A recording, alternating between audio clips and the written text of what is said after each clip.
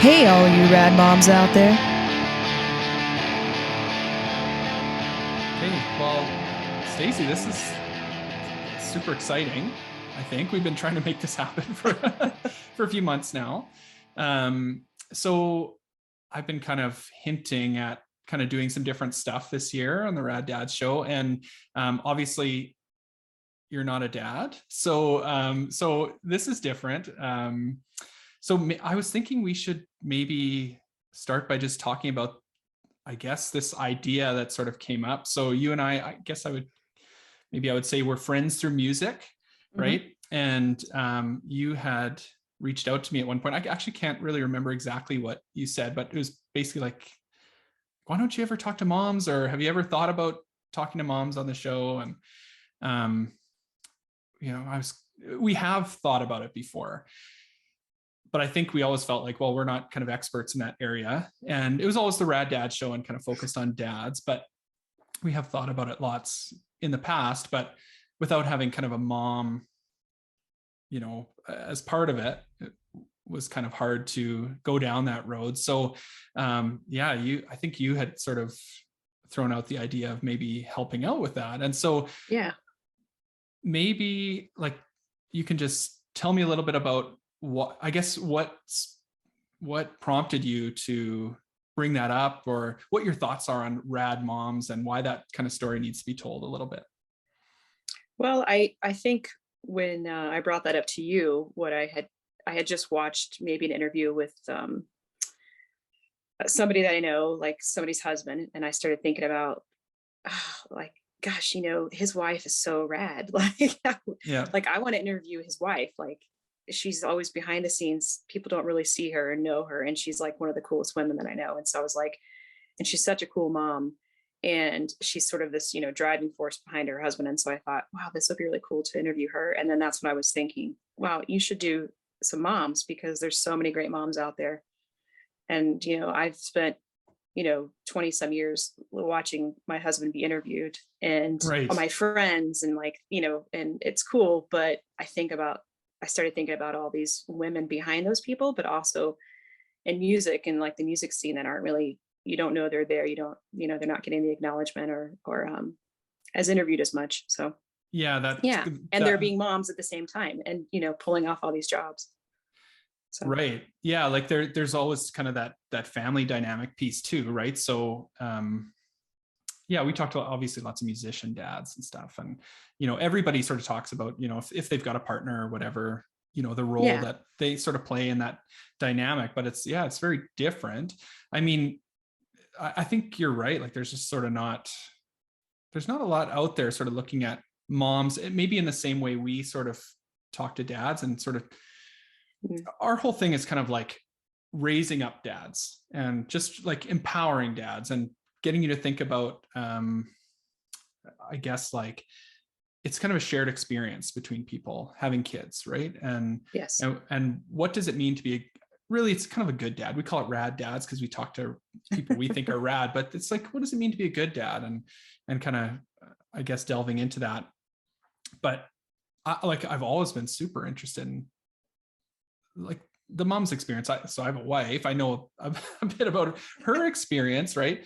But then sort of trying to balance maybe hectic lives in terms of, if you're an artist. And we'll talk a little bit about your situation, or other things that you're doing, kind of all that balance. So I'm super stoked. I'm really glad you reached out. I'm glad we are, going to make this work. And so we've been talking about kind of a Rad Moms takeover of the Rad Dads Show, and trying to do that maybe a few times a year or something. We'll sort of see, where it takes us, but I'm super stoked, and I'm really thankful that you reached out. And so maybe we should start by getting to know you. I think that would be the best place to start. So I'm maybe going to start the way we always start our interviews, by saying, who are you? Okay. Wow, that's so tough. Well, open-ended question. Yeah. Well, I'm Stacie Stevenson, and I am a mother of 2 humans and 3 fur people. And I'm 46. I grew up in Indiana, but right outside of Cincinnati, Ohio.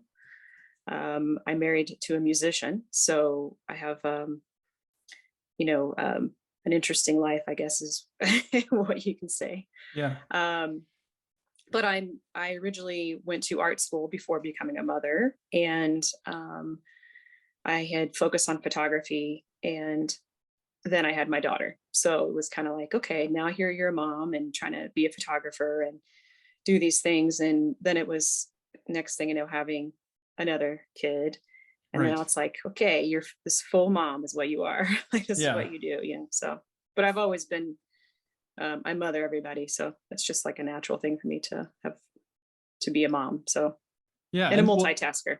So yeah, I'm pretty good at that. You kind of like have to learn how to become a multitasker as a parent, right? Like there's no two ways about it. Like you just have to figure that out. And it's harder for some people than it is for others. I'm a terrible multitasker.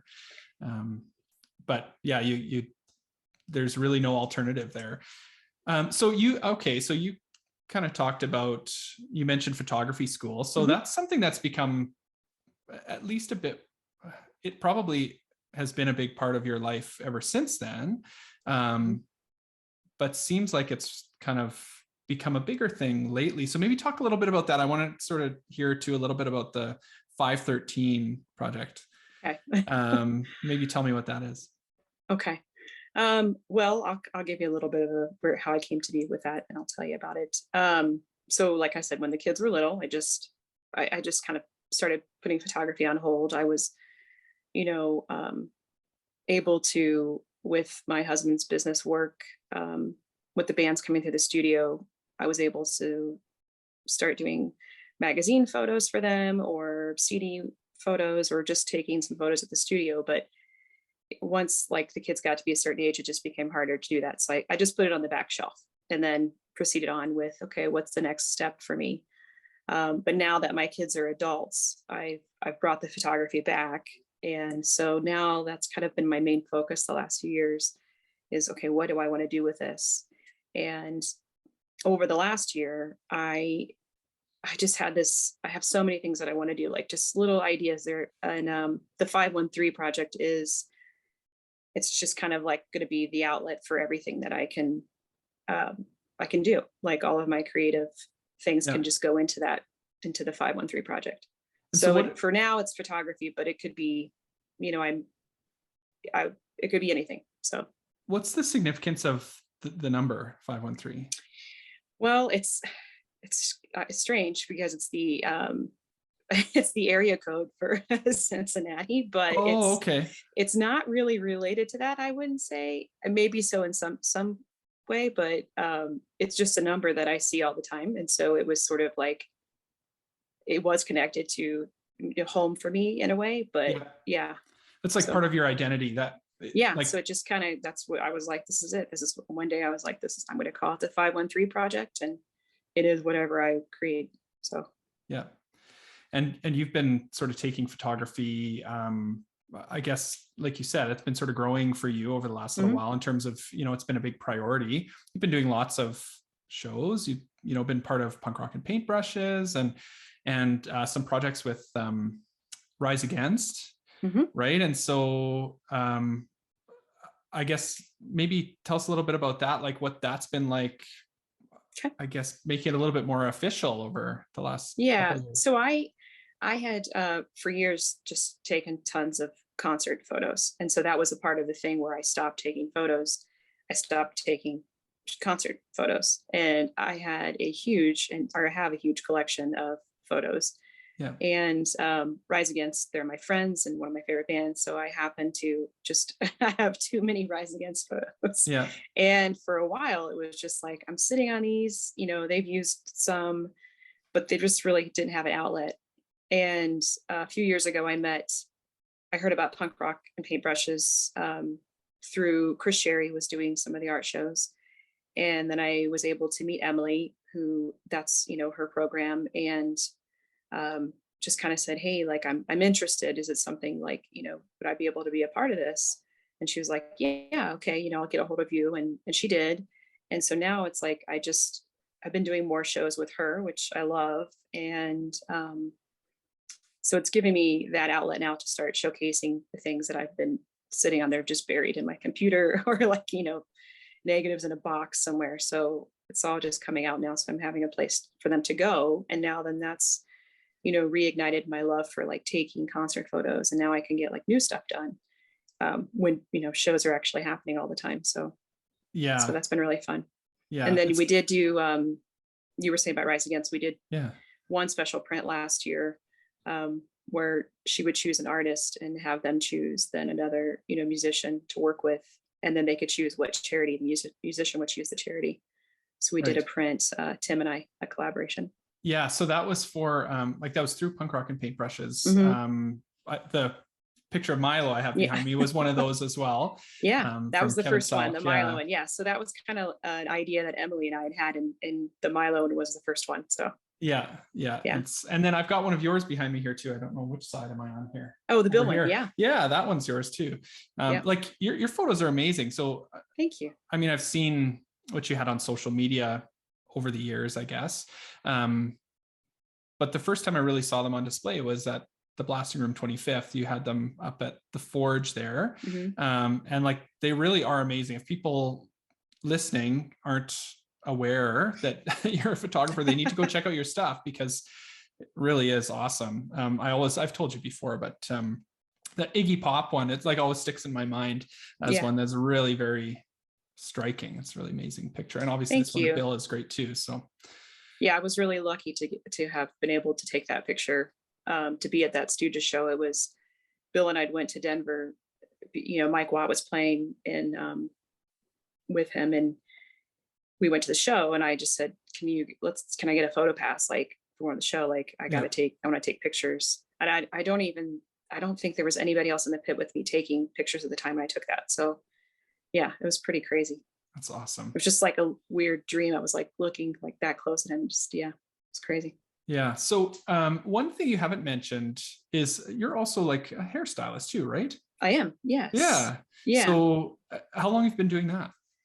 So so about 13 years, I guess. Okay. I grew up my mom was a hairstylist, so I grew up in the industry. It was just something very natural for me just to gravitate to. Yeah. So when Miles was getting ready to start school, and I was looking for something else to do, because at the time I was running our mail order for Descendants and All and the Ono record label out of our house. And now it was like, okay, nobody's going to be home. I can have some more freedom. So I'm going to go back to school. What's something that I can do easily and juggle, taking care of our children and schedule wise, knowing that, that my partner would be somebody who would be gone a lot. So I was like, okay, well, I do hair. I already, doing that for fun, for friends. So I might as well actually be paid for it. And so, so that's what I've been doing. Do you do that out of your home too, or? I do. Okay. Yeah. I have worked in other places, but I've been in our house the last few years. Yeah. Okay. We just kind of I set up our dining room as just a little studio. Yeah. So you need, I mean, you talked about, Bill's schedule, obviously, and, you guys need to figure that out from a family perspective. Probably a little bit different, I guess, now that the kids are older, they're adults, right? So it's not so much worrying about like making sure there's food on the table and stuff. Yeah. Right. Yeah. Right. But yeah, I guess having that flexibility, that's cool that you sort of found a way, I guess, to work that in. Yeah. Okay. So I normally say this is the Rad Dads Show. This is the Rad Moms Takeover. So do you consider yourself a rad mom? Sure. Of course. Yeah. So, I mean, I've successfully raised 2 rad children. So I think so. Yeah. There you go. Pat on the back. No, definitely. Yeah. That's awesome. I like, how quick you answered that. So, so what's a rad mom? Like, how do you define that? How do I define a rad mom? Well, I mean, it's a tough one. Like I said, I look at it like I have these, great kids, superhumans. And so I pat myself on the back, but how did I do that? I have no idea. Like, what did I do right? Something, but how did I plan it? No. So, I mean, I think a rad mom could be many different things. There's a lot of moms that are single moms and they have to like do both jobs of parenting. Mm-hmm. While having a job. And I don't know, there's just, gosh, that's a tough one, really. There's just so many things that make a rad mom. Like, well, I think there's a couple things that kind of regularly come up on this show. And I mean, one is kind of what you talked about, like, yeah, I raised two, nice, normal kids or whatever, right? Like, yeah. I mean, yeah, got them through all the things they had to get through in their life. There's that. And then there's maybe some people look at it too as maybe there's this element of like individuality that you still have, or I guess maintain or foster as a person, as an individual. And so for you, like, focusing on your creativity and your creative output, does that factor in, do you think, in terms of being a rad or just a good parent? I guess having those outlets or focusing on you? I mean, it helps. I think it's healthy that way, but that doesn't mean that everybody has that opportunity to do that. So I mean, it can help, but that doesn't guarantee that that's going to be the make or break, because not everybody's able to, focus on themselves or have that individuality and independent kind of thing from their kids. That's true. Yeah, I think for me, I don't know. I mean, I just somehow maintained that, I guess, throughout their lives, but at the same time, they were always right with me. So, yeah. Right. Yeah. You kind of figure out a way to make it work in your family unit. It. Yeah. Exactly. Yeah, you're right. Everybody's sort of different in that way in terms of what they can do. I mean, it's funny, like I don't want to go off on too much of a tangent, but Bill was just on that podcast, wellness provisions, and talking about wellness. Oh yeah. So maybe that's sort of, and I think it's Amy who runs that. So. I've been talking with her a little bit too, and she seems really cool. Wellness, really got me thinking actually about that, because we're sort of talking about individuality here and creativity, and that's maybe important. It might not be important to other people, but I guess maybe the bigger question is, how do you maintain that wellness? Because being a parent's really stressful, I think. Yeah. I think for me, it's funny, when the kids were little and, Bill has the studio. So if he wasn't on tour, he'd be at the studio a lot. So it would be like he was on tour, but here, at least he would be able to come home after the studio. And sometimes that was pretty late at night. So, I mean, this will sound silly to you, probably, maybe not to everybody, but for a long time, like my way of like keeping myself sane or having like some sort of outlet was to go do karaoke.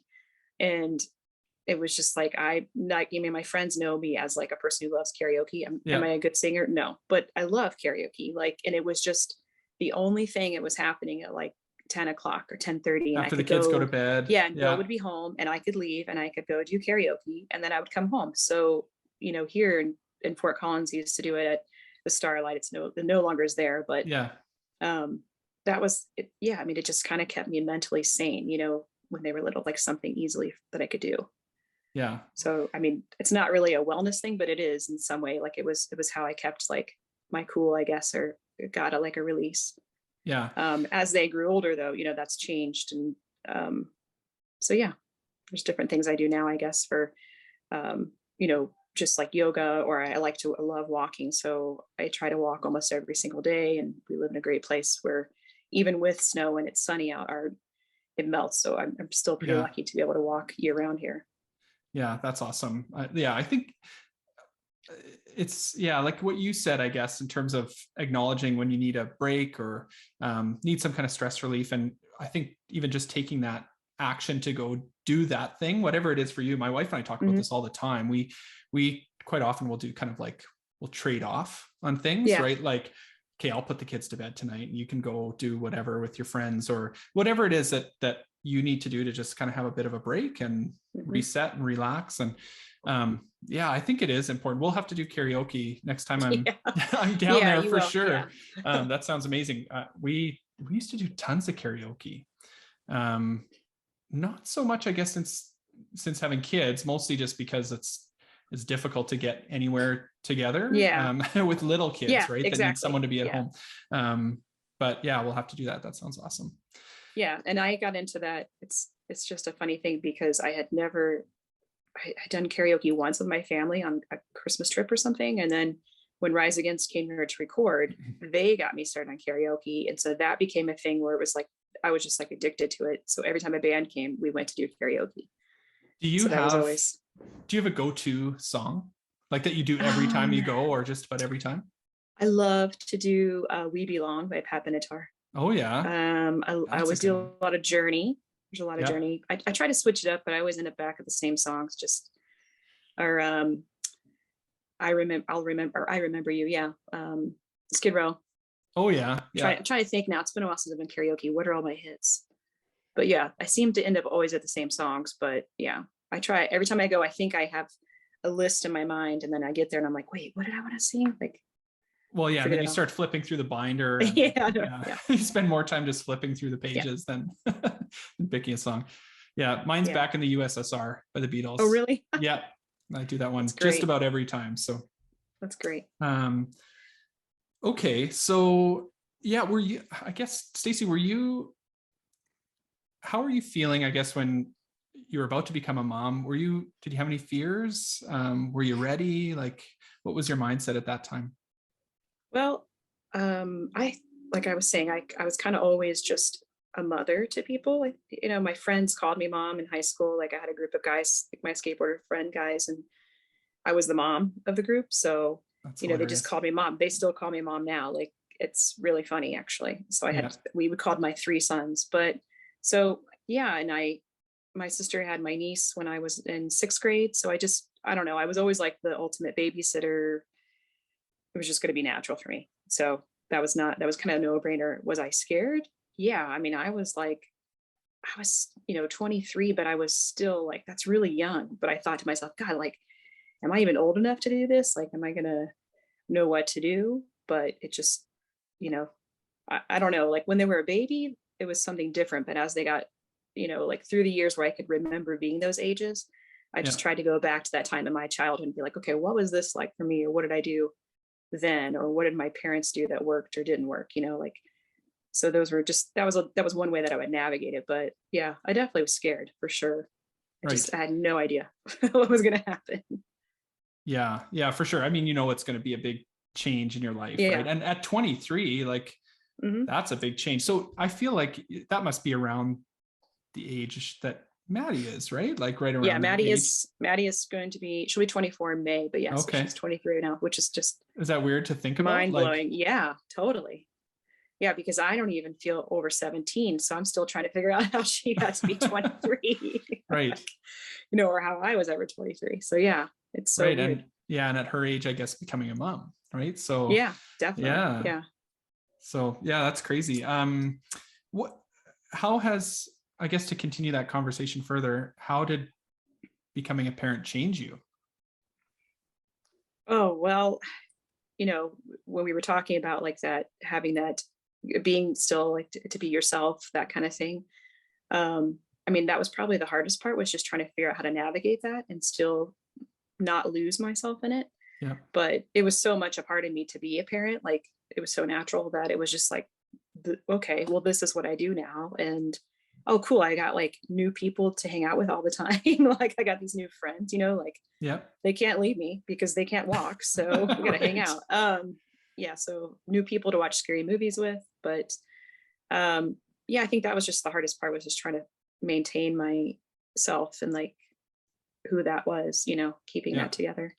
Well, I think like notoriously, like people know, anybody who knows Bill and Bill's story, like it's like pretty notoriously like super hard worker, spending lots of hours on the band or the studio. He's kind of talked quite openly about that. So I guess we talked about karaoke being one outlet for you. How did you, I guess maybe I'm interested in how did you guys manage that balance and figuring that out when there was lots of work to be done and there's, responsibilities at home, and how did you guys figure out that balance? Well, I think it was really, I wouldn't have been able to do any of it without my friends. I was fortunate because when I moved to Fort Collins, I left my family in Cincinnati. I had, Maddie was 1 when I moved here to live with Bill. And I just started meeting people. This is such a great, I mean, you've been here, like people are so friendly and it was so easy to make friends. And I just got fortunate to have like a family here. And if I had not had those friends to rely on to help me sort of balance and juggle it, and you know, it would have been a lot harder, but I just got lucky. And Bill too, like they're his friends too. So they were just, and nobody had kids besides us. Yeah. So that's what made it so easy. Yeah. Because people were willing to help or be around. But yeah, I mean, his schedule and it's always been kind of crazy and all over the place. So it has been hard to navigate, but it is just what it was. Like, I like something interesting apparently. So I married a musician, and I wanted, something not of the normal. Well, it's funny, like everybody, I guess everybody finds what works for their unit, right? Mm-hmm. Like, last summer, this was actually really interesting. We, like, as part of Rad Dads Edmonton, we helped to kind of facilitate a dad's group through YMCA. It was a virtual thing because of the pandemic or whatever, but it's like we'd meet on Saturday mornings over Zoom and just talk about like just dad stuff. And the person from YMCA would kind of have a topic. So it might be like discipline or, taking care of yourself or whatever it was. And then we kind of just talk about that. And I remember there was one guy who would come, and he was like a long distance truck driver. And a lot of the things that we talk about we talk a lot to musicians, and everybody kind of says the same thing about being away on tour and how you manage that and how difficult that is and those types of things. Like his situation is almost exactly the same, but not as a musician, as a truck driver. And so some of those challenges, how do you kind of keep up to date with what's going on with your family, and how do you stay connected with your partner, and those things that are real challenges. I mean, people experience those in all different kind of areas, I guess, and every situation is a little bit different. But what I wanted to pick up on was the comment about like your friends and having support. And I guess, it's a cliche, I guess, it takes a village to raise a child, but it's pretty true, right? It's true. I had a village, so it definitely does. Yeah, my children were lucky to have, all these extended sort of aunt and uncles and people around. And so, yeah, I had a village, and it really helped. So even today, like, I'm trying to think, one of my friends I just saw recently, and she hadn't seen Miles in a while, and we were discussing something that he said.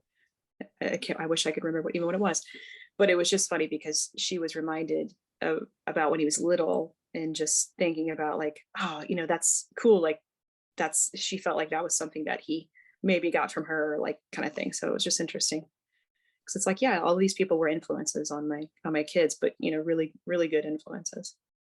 Yeah. So, that's cool. A really unique thing, I think. Like, I guess as I think about like, when I grew up or whatever, like you'd have family around, but those memories you have as a kid of like the people that, really connected with you and really influenced you in becoming who you are. Like they, maybe not intentionally, but are sort of like a mother figure or a father figure, aunt and uncle, those kind of things. It's so neat to see, I guess, down the line, how much that's meant to your kids, right? Like, I've just got little kids, so I think about it all the time about like my, my sister, and when she spends time with my daughters, and how important that is, because I know when they get older, they'll really appreciate that.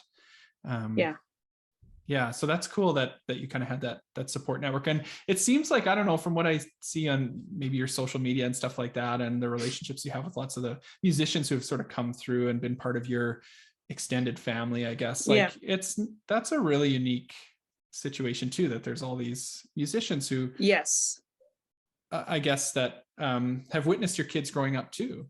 When Maddie was little, Bill would say, so-and-so is here, and she'd be like, who? And he said, the guys are here. So he would just say the guys for whatever band was here.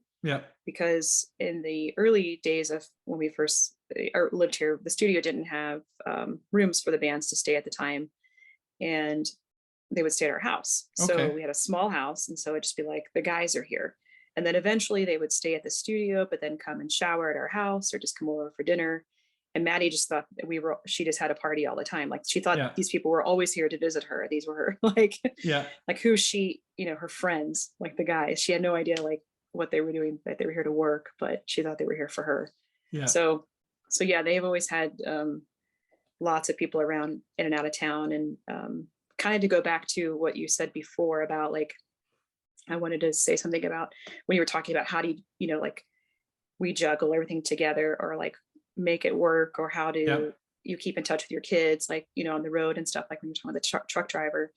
A lot of times Bill would be out of town also producing a record. And so, the kids and I would fly out to where he was and try to stay a day or two. And so it's just, I mean, for them, it had to be like, I mean, maybe now that they're older and they look back, they realize that wasn't normal for everybody, but we would do the same on tour, and show up somewhere. Although Miles was famous for always sleeping through like every show until like a few years ago. I think he even said the other day, he said, Mom, like I was reminding him something. He said, Mom, I've only been awake for like the last 3 years. I don't know what you're talking, you have to remember that. Like I wasn't aware. Like, when he just would sleep. Yeah. Yeah. When the band goes on at whatever, 11 p.m. the kids are asleep. Yeah. But I mean, he would sleep on the side of the stage. Like he would just go out, like sleep on a guitar case or something, like we were in Chicago for Lemonheads, Bill was playing and with Evan, and Miles was just like, I got to go to sleep. And he lay down on a guitar case and went to sleep. Yeah. Just slept right through it. So that's so funny. Kids are so resilient in that way. Hey. Yeah. Maddie was always the one who wanted to party though. So she was always staying awake and hanging out for everybody. Okay. Yeah. So I feel like there's like a little bit of like role reversal there now. Like it seems like you're quite often the one who's, traveling to do your shows and stuff like that. And have you brought your kids along with you for some of those trips? Maddie's been with me a couple times. They haven't, like I think she's been with me once, and Miles was with me for Riot Fest in Chicago. So both of them, have each taken. And then Miles was in Punk Rock Bowling in Vegas as well. So that's cool.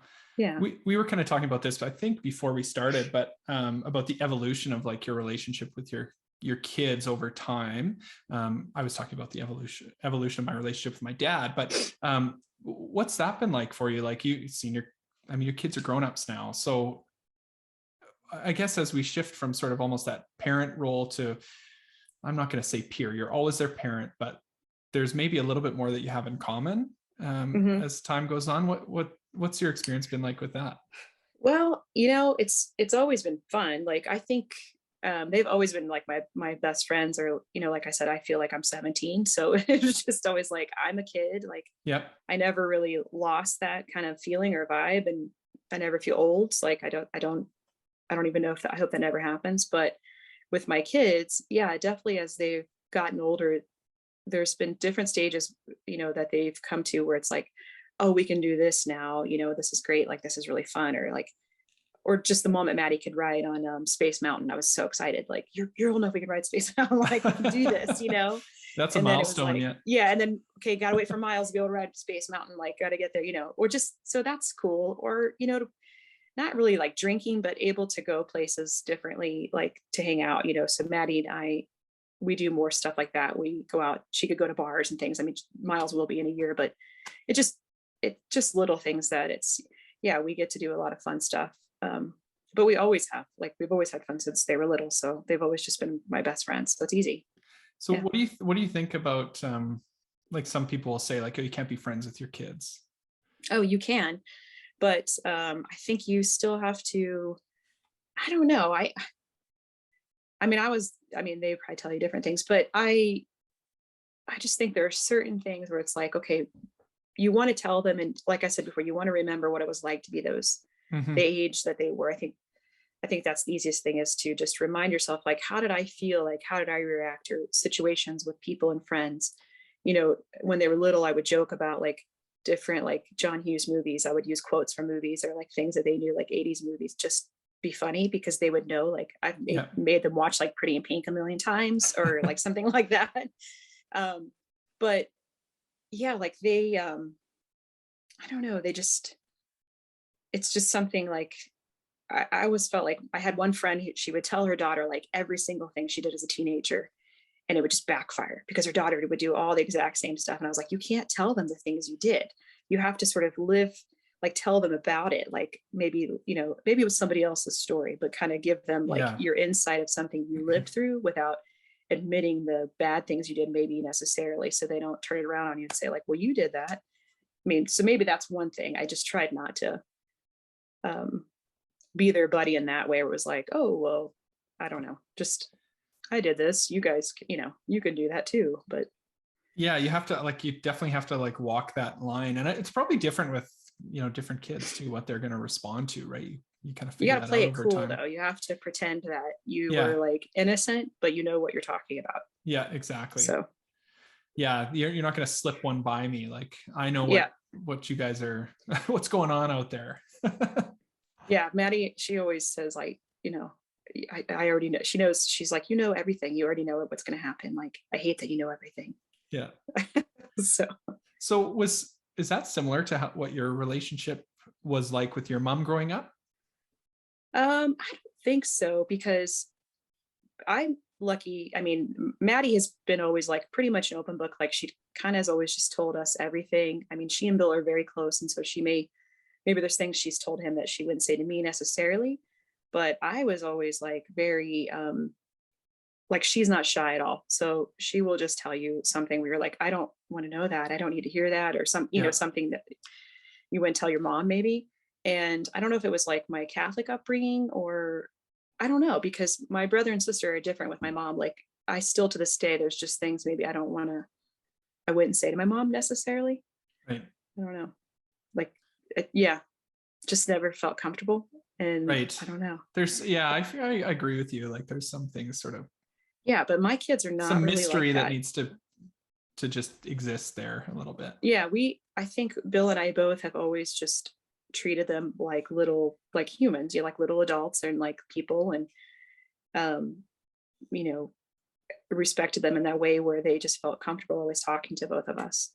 So we just got lucky. I don't know how that happened necessarily, but I've gotten lucky that they're both really good at talking to me about something, and I hope that it helps. Like I think I understand them, but yeah. Well, because I think it's tough for kids. They think they're going to get in trouble or get judged or whatever that is. So I mean, if you could put your finger on how you did that, I think you could be able to write a I know New York Times best-selling book. Yeah, because like I said with my mom, I don't, not even like it was taboo, just certain things just I would not, like, I don't know if my mom's gonna understand this, or like I don't know how to even talk to her about this, you know. Even if she would come to me and say like, make it open for me to talk to her, I still would just feel like embarrassed or not have like quite the right, I don't know, way to discuss it with her. So, but you were kind of saying you're, you know, inside you feel like you're 17 still. So that probably helps you relate to your kids a lot too. Like, was your mom that way growing up, or did it feel more like, oh, this is my mom and she's, you know? I think my mom's very youthful. I think both my parents are. And my mom, she was always really fun. And I was really close to my grandma, and we did a lot of stuff. We were always on the go. And my mom and my grandma were really close too. And my grandma she had been a single mother, and she had this huge group of friends, kind of like I have. So she had her own village of people to be around. And so that was just kind of what I grew up with. So yeah, I don't know if my mom felt like she was 17, but she definitely, she remained and still is like just a very fun parent. And I was lucky to have siblings older too. And my brother's like the life of the party. So I just had these great people around me always. So yeah. Well, I think on your 513 project website, you made a comment, I wrote it down, like you came from a family filled with love. Mm-hmm. And so that's neat that like you reflect on that now, and that's something you feel sort of confident saying. And is that sort of, I guess, did you consciously try and, was it subconscious that, you know, some of those things you talked about, that you had fun with your mom and you kind of did the same thing with your kids? Like, was that conscious, or was that subconscious that you kind of had a similar? No, I really just was always winging it. So I have I've never had a plan. Like, it's been pure luck. Like, I think it was just really just impossible to not be that way. Like, even when the most serious matters in our lives, like, it was impossible to not try to take, you know, and have some fun, or like keep it make it light a little bit, Right. So yeah, it kind of speaks to that those things do kind of pass down through generations, I think, just sort of naturally, right? The way you grew up, that influences how you deal with situations, including parenting. How about sort of seeing your mom or your parents transition from, so I guess you would have seen this with your older siblings, transition from parents to grandparents. But what do you think about that? Like I love to kind of talk about that, because as I sort of saw my parents become grandparents, I thought it was so amazing. Such a neat thing how that sort of, they sort of become a little bit of a different person with the grandkids, and it's just really neat. Totally. I was really young, when my parents when my sister had my niece. I was in 6th grade, so I don't really recall like thanking their grandparents yet at all or anything like that. Right.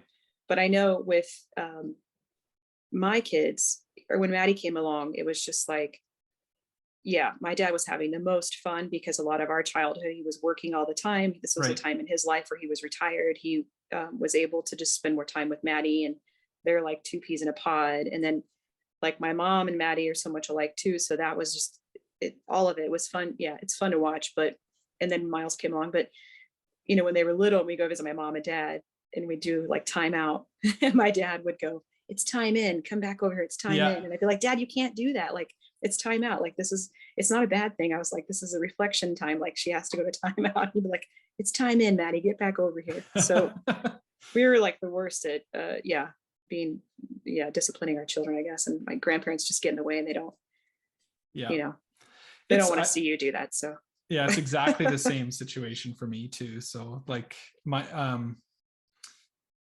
dad and my wife Janelle's mom are like the worst for it. Like it's such an endearing quality. I can say it's the worst, but just because it's kind of undermining what I might have done.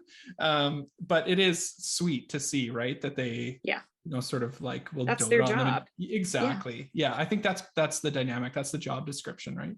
Like they get to actually now not have to worry about being the parent. Like get to just have fun. So that's what it is. Yeah, and I kind of picked up on one thing you said, which was, your dad had been working when you guys were kids, right? And so now they're not working. And I think that's part of it too, like just not having that stress as well. Like they can kind of be singularly focused. Like my dad is way more resilient with my kids than I am, right? Because he's just like, yeah, it's fine. Like, don't worry about it. But I'm probably thinking about all kinds of other things, but it's just neat. Yeah. And so it's neat that you guys, like you obviously still have a very good relationship with your parents. And how do you guys kind of manage to stay connected? You're obviously in different states. Seems like you make it a priority to kind of do lots of family things together. Yeah, because my parents still live in the house I grew up in since I was 3. And so they're in Indiana, and my whole family is there. My sister and my brother are there. We always spend Christmas with them. We usually go back in the summer. Now that my parents are getting older, we make more frequent trips, but my parents were out here for Thanksgiving. Over the years, we've made, like if Bill had to go work in LA on something and it was in the summer, we've taken my parents on trips with us. So I don't know, we just try to take them places as much as possible. And now they're getting older, it's a little bit harder to do that. So I go there and, we do road trips from there basically now. So yeah. That's cool. They seem really cool. They like, the pictures of your mom and your dad, wearing their descendant sweaters. And they were out here for the anniversary show that's right. Where you and I met too. So and they have a ball. They love Bill to death. And it's like, it's so fun for them. Like, I think they like him better than me actually half the time. I'm always like, I'm here, Mom. Remember me? Like, Bill's cool, but what about me? That's so funny. Yeah, it is really funny. What do you have sort of personally, and I guess creatively, what do you have sort of going on the next little while, Stacie? Like any sort of upcoming projects happening? Okay, well, besides this Rad Mom Takeover, which is going to be really cool. So I'm excited about that. Just getting some rad and awesome moms on and discussing who they are. That'll be fun. Yeah, we've kind of got a little list going in the background, and so, but if anybody out there has any suggestions, they can reach out to, and it'll be fun for sure. I can't wait. Yeah, I'm really excited about that. Besides that, I do have a art show coming up, an all ladies art show in Long Beach with punk rock and paintbrushes. That'll be March 5th. Okay. I don't know the location yet, so we're waiting to hear. It's not been announced yet, but yeah, that's coming up. So I'm planning on that. Are you trying to dig out a negative that I've got of Belinda Carlisle somewhere that I love, and I'm hoping to get that print and a show. So that's a big project. Belinda Carlisle's a mom, I think. Oh yeah, she is. Yeah. So there you go. So, yeah, she's a great mom. She's one of my favorites. So yeah. Yeah. Are you? So we just had Dennis Casey from Flogging Molly on the show, and I think Descendants are on the Salty Dog Cruise this year. Supposed to be. Are you going on that? I plan to. So hopefully everything goes according to plan. And yeah, I'm really looking forward to that. I've been waiting years for Bill to get on that cruise, and then it got booked and then canceled because of COVID. So I'm hoping everything goes well. Yeah, I think that'll be really fun. It always looks like a good time. Yeah. There's a band, the Vandaliers, I really love. Okay. They're going to be on that. They were one of the last to be added. So. Oh, awesome. Yeah. Okay, cool. Well, I'm super excited about this project going forward. I think 2022 is going to be fun. Looking forward to making this the Rad Moms Takeover a thing this year. Yeah. Any words of wisdom out there for moms, maybe expectant moms? Anybody listening? Well, I mean, I think it kind of we touched on it a little bit, but I don't know if it's words of wisdom necessarily, but I think it really is just important to not lose yourself, and it's only going to benefit your kids basically, and yourself if you can just keep your sanity and recognize that you need to do something, like if it's karaoke or whatever, or if you need to rely on your friends, do that. Yeah, there's nothing, that's about it. Like, I just think, I mean, especially if you're expecting like a baby, that's a lot of work. So call in the reinforcements. For sure. Yeah, I think taking care of yourself is super important, because you're right. I know, at the risk of like going off on a tangent here, but I know for me, that was something that I almost always felt guilty about. At least when I first became a dad, like I kind of felt like, oh, if I take time to go do whatever, that's just like time away from my child. And what are people going to think? And, there's almost this guilt with it, but I think it's really important to say, and for people to hear that is important to do. I guess that's my own personal opinion, but I don't think it has to come at the expense of your children. Like, if anything, it's for their benefit too, right? Yeah. And it is really hard to leave them when they're little. Like you're so always afraid of what's going to happen, or, even if you're trying out like a new babysitter, you're like worried about that. So I was lucky to have friends, but I was trying to find like, okay, how can I make this the most comfortable for myself so I can enjoy myself and relax and not worry about them, but do what I need to do to, keep my sanity and to keep myself, like not be so just mom zone all the time. So right, exactly. Amazing. Well, thanks, Stacie. This is great. I can't wait to keep this going in 2022 and and beyond, I guess. So thanks so much for your time and for reaching out and offering to help out with this. I'm super stoked. It's gonna be fun. Yeah, well, thank you very much. I'm glad that we connected.